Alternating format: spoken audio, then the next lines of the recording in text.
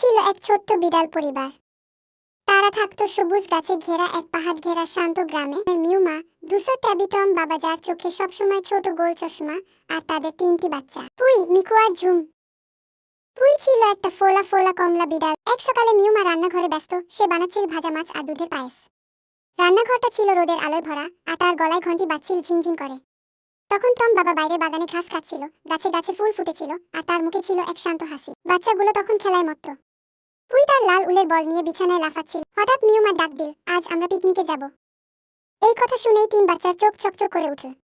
Mu মা পায়েস আর ভাজা মাছ গুছিয়ে নিল, টম বাবা বোতলে দুধ ভরল, আর পুই তার লাল বলটা ঝুড়িতে রেখে দিল। তারপর তারা পাঁচজন হাঁটা দিল নদীর ধারে, যেখানে এক বিশাল গাছ ছায়া করে আছে। নদীর ধারে তারা চাদর পেতে খেলতে লাগলো। মিকু পানিতে থপথ করে পা চালাল, ঝুম বলটা ধরতে দৌড়াচ্ছিল, আর পুই ঘাসের উপর গড়াগড়ি খাচ্ছিল হেসে হেসে। বিকেলে সূর্য নামল, তারা একসাথে চাদরের উপর বসে। মিউ মা পায়েস ঢালল, বাচ্চারা গান গাইল, আর টম বাবা শান্ত মুখে বসে শুনছিল। রাত হতেই তারা সবাই কাছাকাছি এসে বসল। তারা সবাই বলল, আজকের দিনটা ছিল একেবারে পারফেক্ট। তারপর তারা দেখতে দেখতে বাড়ির পথে রওনা দিল।